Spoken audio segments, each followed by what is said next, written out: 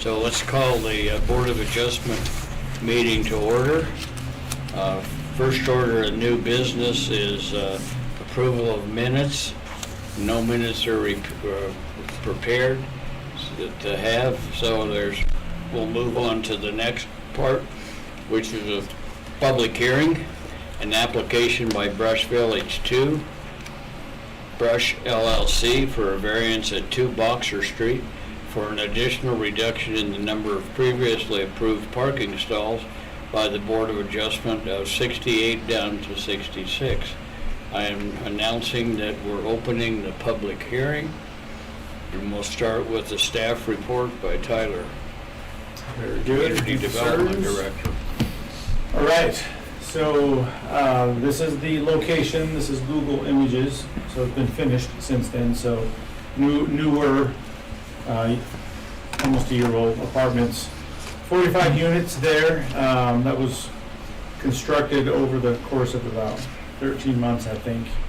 But as you stated, they're looking to reduce their current variance down to a lesser variance for things overall. Public notifications, there's some pictures of all the different images that encompass everything. So there's our public notice on the side on the left there. We posted the hearing online. We sent out notices to all the property owners that were necessary overall. Board of Adjustment, this is just kind of a gist from our code of the intent, basically serve as an appeals process from land use standards. So then these are the 9 criteria for the Board of Adjustment to view everything through. And the questions are presented to the applicant that they have to fill out, which is included in the packet there, which is their variance petition on whether or not they meet all those different criteria. So backtracking just a little bit on this request. So this is a screenshot from our code itself for what it states: 1.5 spaces per dwelling unit plus 1 space for every 5 units for a multifamily. So that was the original requirement that they had, which I believe was 77. And so they came in with their own calculation that they had done at the previous meeting that they got. This is rewinding before me coming back to roughly 3 years ago. That based on all these other units that they have done construction on, and their analysis is that the number of parking spaces required for these type of facilities is less. They're less likely to own cars. Some of them don't even have cars because it's lower income housing, and so thus the assets that they have on is plentiful. So there's not as much need for parking. And so interestingly, their formula showed that they could go down to 57 parking spaces, but they upped it to the 68. And I called the developer on that. I said, why was that? And he said, we changed it so that it was 1 space per bedroom. So right there, it's 1.5 per unit. So they did it. So they have 1 and 2 bedrooms, and so as you add those up, they equal to 68 spaces. So that's ultimately what they came up with. Had they requested the 57 and it was approved, we wouldn't even have this conversation tonight. But that's not the case. So for a site plan, the lower right corner there. So this is looking at it. North is going up. So over. This thing hardly works on the screen. But the blue square basically is the 2 parking spaces that they would be looking to use for trash. And so the idea was that sidewalk that goes in down there right into the building, there's a trash room there. And so the concept was for all the residents to go downstairs, throw their trash in the indoor trash containers, and then once a week, someone on their staff would push those out to the curb. City would come by and pick them up and they'd pull them back inside. But people throw away heavy things.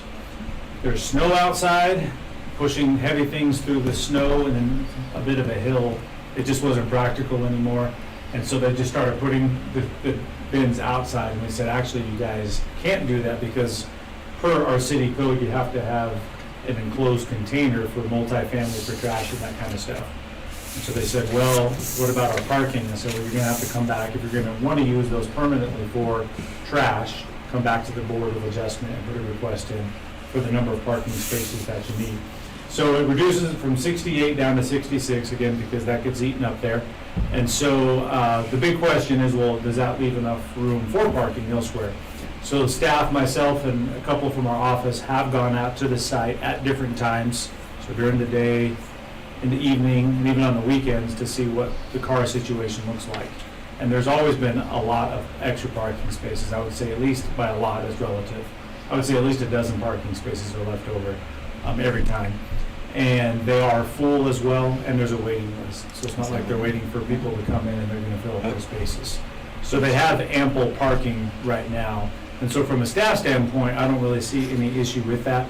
Our code does specify for trash containers that you do have to do it a certain way.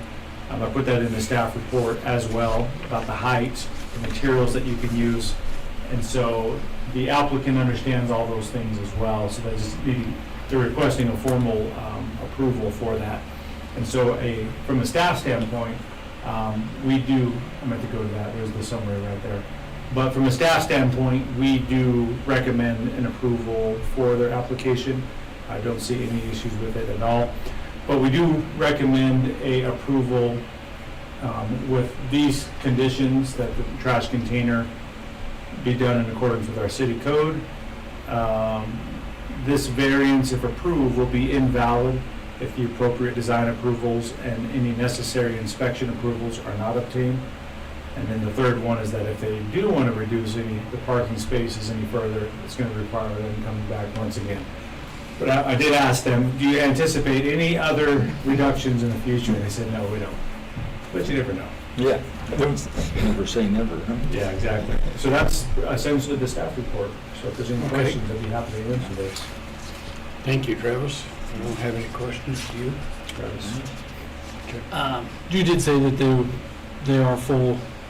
Yep. All rooms are. Yeah, and I guess you could say that there could be a variable in the sense of all the residents that are there now may not be there 2 years, so the number of vehicles might change as well. But based on what we've seen, we don't anticipate it to fill up. I think there's enough space Could go the other way, too. Correct. They are building another one? Did I hear you? But, It could go the other way. oh, yeah, right, Maybe. excuse me. Yeah, there's even more available parking spaces. Yeah. Okay. Got the staff report done. There's no applicant here. There's no public here. So, do any of you have any questions? That was my only question. Myself? Okay.